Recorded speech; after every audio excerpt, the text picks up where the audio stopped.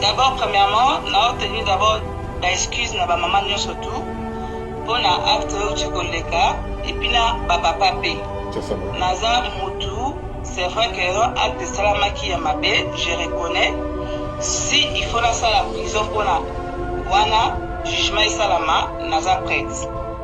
D'abord, premièrement, nous avons tenu d'abord d'excuses à ma maman surtout pour l'acte où tu connais et puis na papa papé. Naza Moutou, c'est vrai que l'acte de Salama qui est ma belle, je reconnais. Si il faut la salle à prison pour la Wana, jugement et Salama, Naza prête. 2 semaines, ma chérie. Vous parlez avec quelqu'un dans le messenger. Moutou on a un connu de vailloté, ça Moutou déjà. Quand même, comment déjà ti musique. Et du coup, à Benio, à l'objet que il faut y aller parler, mais ni tarara nzele la ngai, ni numéro na sisitanga. So bana communication ça na numéro. Oh yo na yebo so la kibiso to yebo. Mais toujours quoi aborder selon Adi, na bino na télévision. Ningo so baka ki voilà benga ki ngatala moi kala bani vraiment na épité. Yo komana mobali na yo. Jona yo to boy te ke SPR mo ritana yi wala to boy na biso. Mais comment est-ce que 2 semaines bo benga na raté na téléphone bo komana kaka pour identifier moi. Et du coup mobali na benga. OK. OK bo kutana yi ma sœur. Vraiment na épité. Au copine. On l'a dit bien, on l'a dit robe na yo. Mais na 4 minutes au check calme. Intention na pour quelle intention? Mesdames et messieurs, je réalise cette analyse. C'est ça l'analyse au temps que le tonton de la presse, on n'est pas là juste pour la moto, pour ou contre. Tout ça là, tout risque. Yom tout ça la mobali. Comment est-ce que yom tout ça la mobali? Ozo a rendez-vous na ex na yom moko boye. Na nako oyo kaka bino bokusha. Mobali na yebita. Ayebi rendez-vous na yote. Et si ce n'était pas la dame Michel, celui que Michel on a déjà piloté. Et ça quand le net en question. Donc ça veut dire que osana mobali na yom mobali la qui c'est la veille Québec à mon voilà. Donc bon ça va faire nous na Congo l'état ça. On dit na Monsieur Tonisson. C'est ça les noms parce que na localisé une fois lors de nos productions avec l'héritier de la musique congolaise, nous sommes ingénieurs de son, nous sommes rapidement son na tout comme ça, na localisé une fois. Comment on peut vivre dans moi si mon boy, nous aranayer en distance. Il y a ça moi quelque part, il y a moi quelque part. Et ça peut y a moi jour mon côté, et ça peut y a semaine et ça on peut y a moitié, mais ça y a pas moi bané. Monsieur Tonisson, est-ce que tu es un homme ou bien tu es une femme?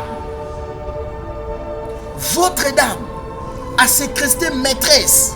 L'ikangou eu 2 jours. Nandaku oyo dans la chambre. Apparemment, c'est la dame qui s'impose à la famille. C'est la dame qui s'impose à la famille. Donc, il y a ma capacité à intervenir. Il y a un moine, il y a un libanda. Ou bien qu'on libérer, il y a qu'on sauver. Quand même, tous à la paix. 2 jours. Yo so na ngana mosi, moza na forcité vraiment na habiter. Ya robimisa mona ya babu. C'est inacceptable. Tu es quel genre d'homme? Un homme qui est incapable ya ko s'imposer na foyer na ye. Maîtresse na boli mo bo le kapé mo batam mo ya bien. On peut imaginer que votre dame a séquestré moi pendant 2 jours au moment où vous avez un voyage, mais au moment où vous avez vous avez la chambre. C'est inacceptable. Glodidia Sika, la mignonne. La mignonne. Tracy Mbelenga bro. Tracy Mbelenga bro. Kaka. Zambe. Tolobate. Filokomwe. Tolobate. Zambo. Yo. Ozolule man. Ya yo pas de comme bongo. Na pomade, awa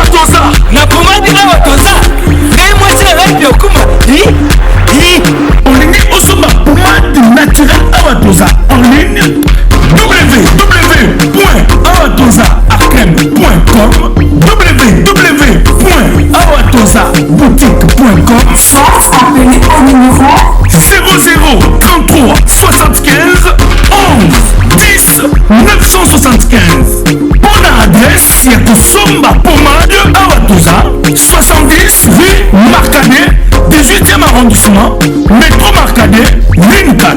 Pomade Awatuza, il s'agit na bana mboka ba congolais, na ba nzete ya mboka Congo. Bokeba na Bumat. Pour la province Bamolé, Mpenge, Sinapetolo. Sumba gamme ya pomade Awatuza, mase yango na ba parti oyo olingi evimba.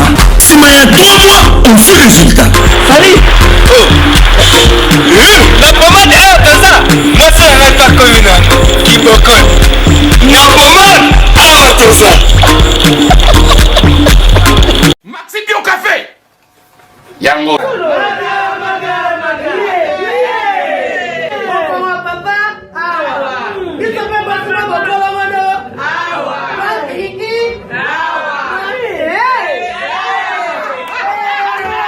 A connaît pas demande Hémorroïde. Hémorroïde. Oh, diabète. Soza la bezo mais la pena café kitoko yo Maxi Bio Café numéro ya ngwana na se benga kaka Eric Faka yo moko comprendre po biso basaka de kutanga mona o melango tani na ko commander ministre mobo ya affaires étrangères on est président mobo à Ghana donc rien à voir Maxi Bio Café to so melango bomba te posa ka yo moko expliquer moninga so na problème na couple expliquer maman te loko ezo monisa biso na couple yango yo. Tous les malades écoutent qui n'ont pas Maxi Bio Café. Nga vie de loin na melakango et bongo yo. Ayuna. Pour yango d'autres TP, éjaculation précoce, mari de nuit, femme de nuit, envoûtement familial. Biloko nyonso so meli café kitoko. En tout cas numéro ngana c'est boluka yemo grand prétérique. Bio Café et au sala chonjo te leng. Tomelaka na bino yango. Force Mbetu. Danger. Maxi Bio, café original, bande ko tomela yango pour la santé na biso. Uniquement pour vous informer. Vous êtes à Kinshasa, à Brazzaville, à Paris, à Londres. Laissez-moi de vous dire un grand merci. Comme on dit souvent, je m'appelle, mesdames et messieurs, le tonton de la presse congolaise. Netikara Lelo par rapport à ces jeux. C'est juste vite fait. Vite fait. Je ne pouvais même pas Jarka qui en ça la analyse mais tellement les coachs très Melenga Pro la même magique à coacher tonton par rapport au Talara Yo qui balajou et gros ça peu moi j'ai mon robot juste vite fait. Alors les lots dans la communauté congolaise ces derniers temps, des jours internet et réalité concernant il y a vidéo moko et circulé oyo et ça li scandale batebele ba CP nango majorité à batepé ba CP li nangote vidéo oyo ezali s'opposer entre madame Michel de oyo azaka na Belgique et à Gladys. Donc, les Kinabiso ya Kinshasa, na banal précisément. Alors, et sali-moi polémique, moi trop. Basia Mabala, na baser na biso pena na ebité quoi, baser na biso libanda OEP. Et sali-moi polémique et pena moi trop. Alors, étant que le tonton de la presse, nous allons essayer de partager les choses. Hein. Topé ça, genre, neti, comme ça la analyse concernant Gladys. Nous allons parler par rapport à Gladys. Est-ce que acte oyo Gladys asalaki eza malamu to eza mabe? Est-ce que ça est nécessaire soka mobali ya bengio il faut qu'on se présente vite. Est-ce que logo oyo madame Michel asali et pas ndeko na biso Gladys est-ce que ça procédure ya malamu? Est-ce que azaki na tort ou azaki na raison? Ce sont ces genres de questions que nous allons aborder tout au long de cette analyse à qui je débute pour dire que bon ça la peine calme bon pesa biso attention pour landa juste vidéo oyo. Mais nous allons rentrer à la régie pour que Tracy Mbelenga Pro, la même magique, a son sa bisona nous na rétrospective ya ba vidéo oyo sali moi genre nango na télévision auto moni et après toya kozonga pour aborder cette analyse avec le tonton de la presse congolaise. Nous allons rentrer à la régie et puis on se revient tout juste après. C'est parti.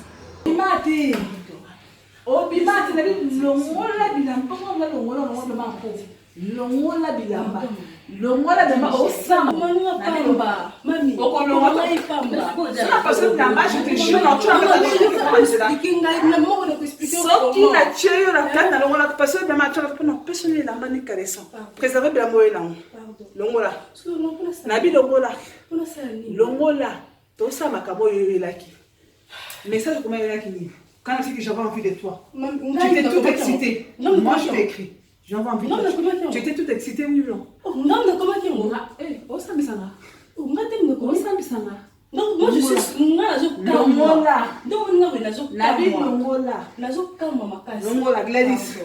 Gladys, excuse-moi, pardon. Ça n'a pas bilamba. Oh, bimam takala. Ça n'a pas bilamba. Oh, bimam takala. Non, tu n'as pas fait que boire qu'on a dit comment tu es bon. C'est un peu le na le bible quoi. OK, avant yo ko loga blamba. Absolument quoi taper dans ma bouche. Ça ma bouche tiens. Tiens là voilà. Allez, enlève le vêtement maintenant. En plus là, j'ai entré la porte. Là, j'ai entré la porte. Pardon. Na bi longola. Na bi longola. Na longola, blamba bi longola blamba. Na le bi longola quoi. Na le bi longola. Ouais qui a fait quoi? Quand tu veux voir le bail quand tu veux voir le bail tu faire quoi? Mais que sont mon écrit moi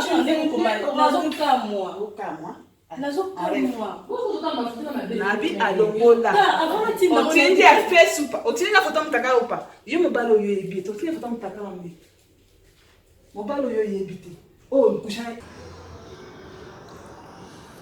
Merci beaucoup Tracy Mbelenga Pro, la même magique. Bomoni binomoko na ba etando na bino ya mikie. Tozo banda d'abord na yaya na biso, leki na biso, camarade na biso, Gladys.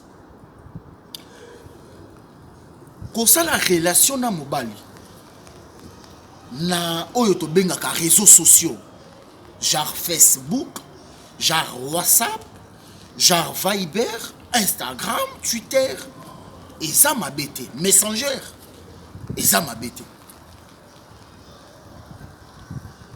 Tant que vous avez une relation, na mobali moko boy entre guillemets, soit disant qu'il y a marié, mais quand vous avez une relation na mon relaye moko verbalement que le bana oteke à sa marié, quelque part vous en a raison na yo. Amemi yo pe na ndako, o eleki, eleka, relation na bino et si là pour la raison o yo bino moko boyebi. Alors la question que moi je vous pose, Gladys, comment est-ce que mobali oyo ozala na ye bo silana bo blokana te bo mona na ba publication bo komana kate asala la vie na ye yo pour ça la vie na ye non seulement semaine, mais aussi de mois qui passent. Bah moi, on sait que beaucoup de relations avec les personnes et si là. On s'appelle relation na yo, on s'appelle mobile na yo, on bilope bozala na yo. Mais comment ça fait du coup, mouto comme la rayote du coup, abandi maman comme la yo na messenger, bobandi conversation. Sans toutefois que vous attendez l'idée que na bengaye na soit téléphone moi allô pendant 2 semaines vous parlez que dans le message. Comment au cause là comment bon excusez-moi comment qui bon moto na yo quelque chose à emporter par sentiment comment qui bon moto na yo et koki ko kende kabo 2 semaines ma chérie vous parlez avec quelqu'un dans le messenger, nous avons un connu devant nous, ça oh déjà, quand même, comment déjà, musique. Et du coup, à Benio, alobi ke no faut ya na parler banini talaka nzele na ngai banini numéro na suspectanga so bana communication salanga na numéro oyo na yebo solola ki biso to yebite mais toujours quoi aborder selon badi na bino na télévision ningo solo baka ke voilà benga ki ngalaka moi kala banini ba vraiment na yebite ko yo komana mobali na yo John yo to boy te ke SPR mo vitala yi wala to boy na biso mais comment est-ce que 2 semaines bobenga na raté na téléphone bokomana kaka pour identifier moi et du coup mobali ngwa bengi OK okutana ma sœur vraiment na éviter okokende olati bien olati robe na yo mais na 4 minutes oche calbarte intention na ezaki pour quelle intention yom tozali na mobali na on a parlé. Mesdames et messieurs, je réalise cette analyse. Bon, ça l'analyse au étant que le tonton de la presse, on n'est pas là juste pour la moto, mais encore pour ou contre. Tout ça là, tout réflexion, réflexion na biso et que la musique par rapport à sujet, au yandi on a biso et comme il faut aider, mais toi aider avec de pensées, moko très valable. Mobali oyo, il y a cela longtemps beaucoup de la société. Du coup, à Songelio, beaucoup mieux que cela, 2 semaines, kakanama komami, sans qu'on ait un téléphone. C'est inacceptable. Et puis, du coup, à proposer, on va proposer que nini, ceux qui parlent de nini, aux autres qui écoutent la mobile na yo. Au bêtis soutien, on va servir à couper un micro, ceux qui nini na kolo bate. Mais na 4 minutes, au tché l'ordi, sans calbar. Donc, aux autres qui no wawa, aux autres qui ne wawa. Pour pas gérer ma calme-toi. Et ça un sacrifice et belleté, c'est un peu moussale et belleté. Pour quelle intention? Péjip na yo robe na yo ça ya kolemba lokola fula ko na che ya kolemba lemba bosola nini. Entre guillemets. Il y a pas de souci. OK, ba tout l'on pas ka ba mon appelé fina ba o yo kutela ki na ngokuna yo moko moni. Maman. Ba bengota. Ndenge za na kutu vieux azana douche. Mais il y a qu'à tout consort. On a tout à quoi il y a un piège. Mais nga et loko nga et les kelinga. Comment est-ce que yom tozana mobali? Comment est-ce que yom tozana mobali? Ozo a rendez-vous na ex na yomoko boye. Na naku oyo kaka bino bokusha. Mobali na yo ayebite. Ayebi rendez-vous na yote. Et si ce n'était pas la dame Michel, soyez que Michel on a déjà kyoté. Et ça kaka le mettre en question. Donc ça veut dire que ozana mobali na yo mais mobali la qui c'est la peine ngebeka manamo. Voilà. Donc bonjour ça va faire nous ni na Congo l'état sati. On dit na Congo l'état sati. Et nous allons maintenant parler par rapport à la dame maîtresse déjà autre chose par rapport à Gladys et maintenant la dame moi aussi à parler. Hein, donc, bon, tu bien appelé mère quoi, Madame Michel. Merci à toi, Midou, derrière la caméra.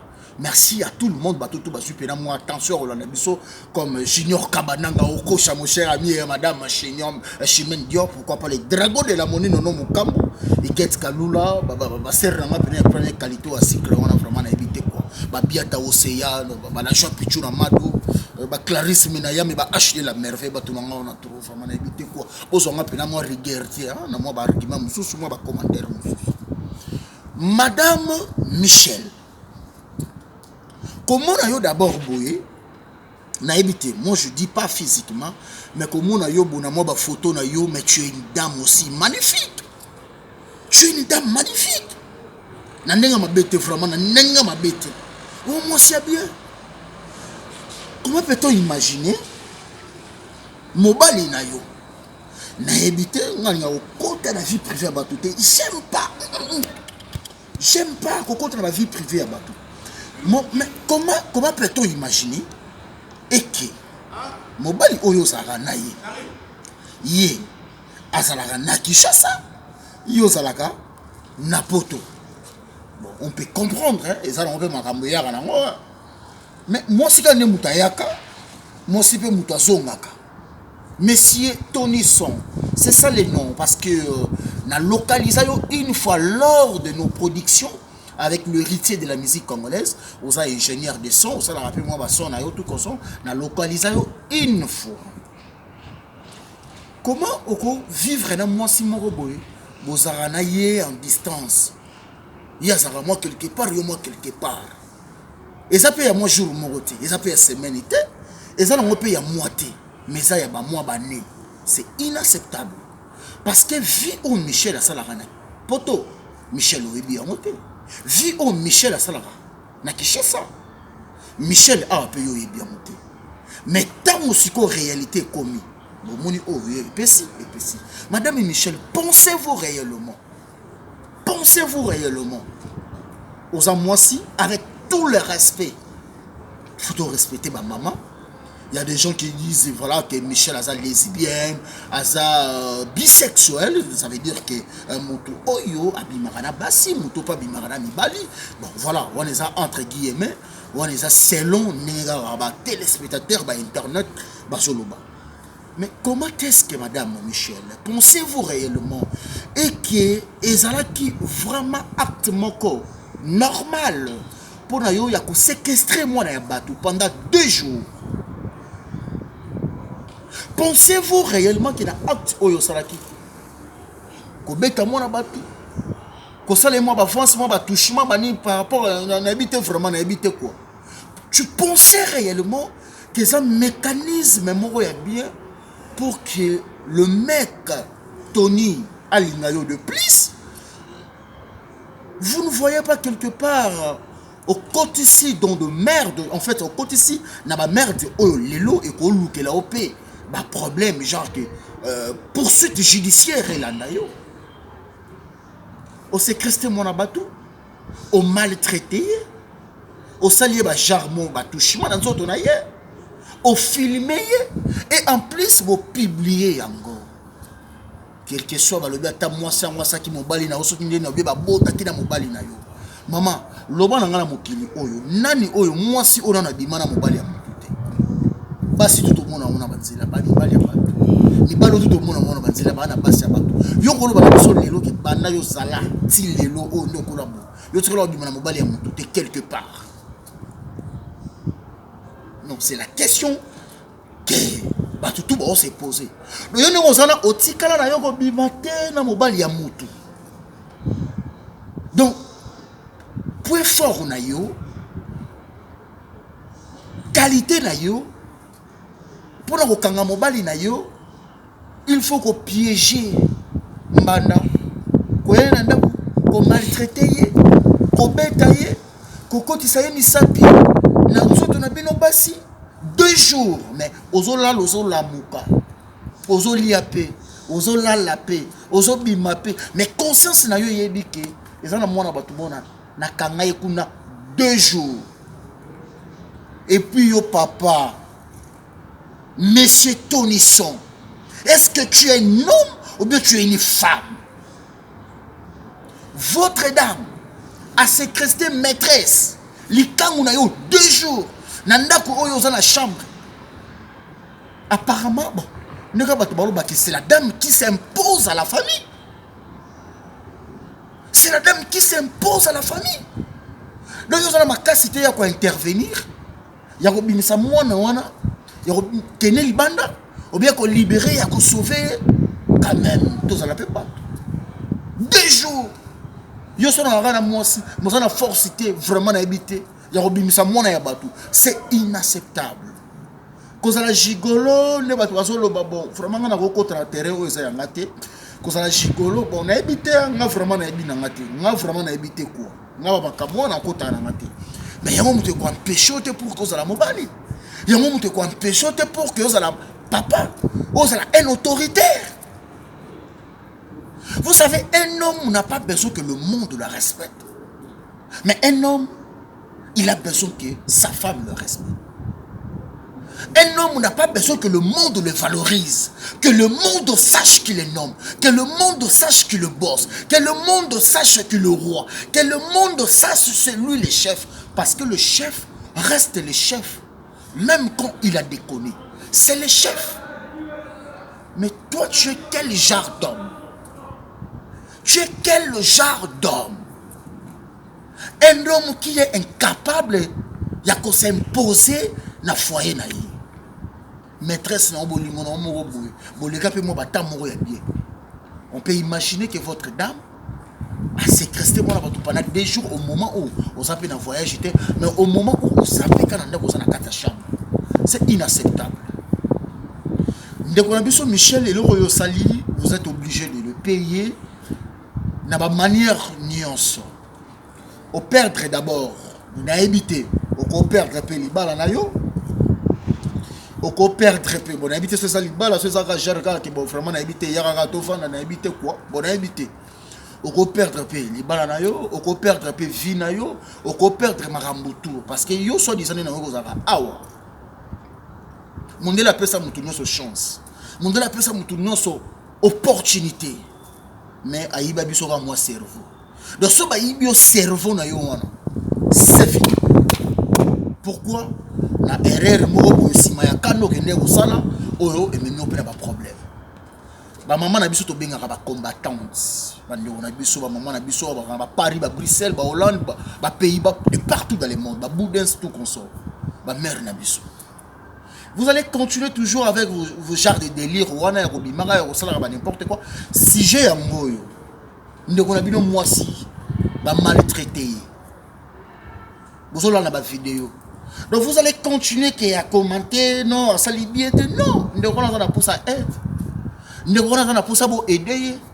Bon, le qu'il avocat bien. S'il faut que Michel a ça la prison, s'il faut que Michel a Samba, nous devons Gladys a son mérité, genre, il y a avocat bien. L'avocat va permettre que porter plainte dans l'ambassade de Belgique. Comme ça, sur les bâtiments, dans ma preuve tangible, avec Gladys, avec les avocats, vous que la dame, vous allez poursuivre. Vous allez poursuivre la justice belge. Même à ta mère, ma sœur, ma première qualité, ma sœur, de partout. Vous allez faire marche. On a dit congolais. Tu vas raté, tu délire caca. Non! Photo de la moninga tonga sali boyo moninga za na malaise moninga za na problème tozo mona que comité est ennemi comité na biso saka na kisongi songi comité na biso saka na mutema mabe comité congolais saka que muto bonga te ennemi ya congolais fait la et mora congolais comité communauté congolaise saka wana so moninga zu vraiment na éviter quoi ya ngeni vraiment tout ça va casser. C'est ça la communauté congolaise. Mais photo est dans la jarre ma pratique ya bon. C'est inacceptable. Moi si mon côté à se plaindre, mon bali mon côté à se plaindre, vraiment na éviter. Je lance un appel triomphal na ma mère na biso, ba combattante de partout dans le monde. On a zande on a bino. Ma mère na biso à Belgique, bo porter plainte, bo qu'il une ambassade, bo meka ko porter plainte, ba convoquer la dame comme ça à se justifier par rapport à l'acte posé. Par rapport à l'acte posé. Vous avez un rapport pour commenter, vraiment. Mais il faut que bon monde sache que non, il y a solo to lingani pe na Congo. Lorsqu'il y a quelque chose, et l'équipe bien dans la communauté, to beti maboko. Mais s'il y a quelque chose, marché, quand même il faut tout l'accès un peu. Dans des pages polémiques, les news des stars, c'est l'un des pages où ça rappelle moi promotion moi trop par rapport des artistes congolais en général et aussi déjà voilà un autre Baraga qui est star, mais tout mes capé pour aider. Moi je m'appelle le tonton de la presse, mesdames et messieurs, Gladys. Si vous me suivez, sachez que tonton dans sa contre-acte Oyo, maman Michel a sali. Je suis contre. Évitez de beaucoup passer les émissions pour se justifier au lobby. Au moment où on s'est concentré, au lobby avocat est bien, parce l'ambassade de Belgique, c'est le seul moyen Oyo, au cookie kolonga par rapport à la procédure. Parce que la dame, Azara en Europe, Azara na Kinshasa. Soit na Kinshasa, on allait comprendre. Parquet, voilà, donc, mécanisme, et ça est bien. Merci beaucoup, Nabatoto Balanibiso. Retenez que la dame, elle est obligée de passer la justice à répondre par rapport à l'acte Oyo à Sali. Mesdames et messieurs, merci Nabino Sobolanibiso. Merci na confiance Nabiso. Nabolimo Nabino. ndeko Gladys asali moi émission apesi moi ba numéro wana ba vraiment ba jo wana pena ba noko wana ba comment benga pena Gladys vraiment na ebite Gladys bonga vraiment na ba célibataire voilà quand on a ne mo bongo vraiment quand on a ne mo bongo quand on a ne pena mo bongo quoi c'est on a zo senga fo bo aider ana pour sa faiblesse mais ils ont que non vraiment na ebite Congolais vraiment na ebite na satan mo moto na sobolanda nani vraiment na ebite comportement ya bon. Maman Denise, tel est sur le tambour, vraiment. Maman Denise, nous sommes déjà bandits. Nous sommes au comité, oh maman Olive, maman Olive a sali, oh aïe, oh elle y a ça la pendant 18 ans. Et comme c'est comme maman Denise, tel est la biso le tambour, yo. Tel est la biso. Ma caméra passe sur quoi bandit. Maman Denise, voilà. Donc, on a bien, vraiment, tonton a bien, les tontons de la presse congolaise. Merci beaucoup de la confiance. Merci beaucoup de Bolingo. Tous ont toujours scotché avec le tonton, avec les Congo TV officiel. On est là juste pour dénoncer ça. On est là juste pour dénoncer ça. Merci Batekindo qui va sommer Nganga. Basale le roté. Avec les Nababa, on a beaucoup de nana webisa muni yaki kubeke kuboya satana kalate pour angelu ya sikamuzu nana webisa ina ete eloko oyo bundela ngote eloko oyo memeli ngambo te ko bundela pe ya ngote kibalashu ya ba juvenal boucle Lende tezoloko ta papier elenge ya Congo Glody Diasika la mignonne hey la mignonne Tracy Mbelenga bro Tracy Mbelenga bro kaka